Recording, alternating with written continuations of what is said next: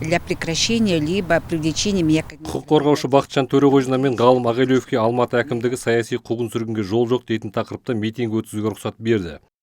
31 қазанға белгіленген шараға шетелде тұратын оппозициялық саясаткер Мұхтар Әблязов те қолдау білдіріп жақтастарын шақырды. Сонымен достар, құқық қорғаушыларды қолдаймыз ба? Саяси тұтқындардың босауын талап етеміз бе? Назарбаев пен оған жақын адамдардың биліктен кетуін талап етпей, өзгеріс болмайды. Бақытжан, сенімдімін, митингіде адам көп болады, жалғыз қалмайсыздар. Өткен аптада Әблязовтың осындай жазбасына байланысты әкімдік құқық қорғаушылар митингісіне рұқсат бермеген. Билік қ.д.т және көше партиясы қозғалыстары қызметіне сот арқылы тыйым салынғанын айта келе қоғамдық тәртіпке алаңдайтынын айтқан. Осындай кедергі тағы қайталануы мүмкін бе деген сауалға құқық қорғаушы жауап ретінде конституцияны алға тартады.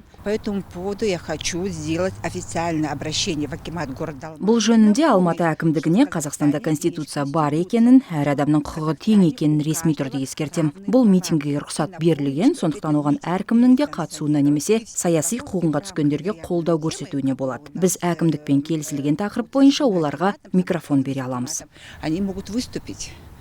Әблязов жақтастары қатысса рұқсат етілген митингіні тоқтатып тастайсыздар ма деп Алматы әкімдігіне хабарластық. Олар ресми хат жазуды сұрады.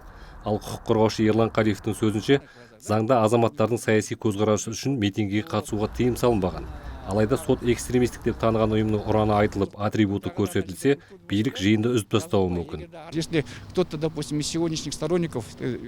Егер қ.д.т немесе көше партиясы қозғалыстарының қандай да бір жақтаушысы өз ұйымының атрибуты бар плакат алып келсе, ол атқарушы биліктің бұл шараны тоқтатуына ілік болуы мүмкін. Алайда заңның 18 бабында, егер тыйым салынған жайт тоқтатылса, онда митингіні әрі қарай жалғастыруға болады деп көрсетілген. Можете дальше продолжиться. Қазақстан 2018 жылы Мұхтар Әблязов жетекшілік ететін тіркелмеген Қазақстанның демократиялық қозғалысына 2020 жылы Әблязов ашық қолдаған көше партиясы қозғалысы қызметіне тыйым салған. Сот оларды экстремистік ұйым деп есептейді. Бірақ Еуропарламент былтыр қ.д.т-ны бейбіт оппозициялық қозғалыс деп атаған. Асылхан Мамашұлы, Санат Нұрбеков, Азат Ньюс.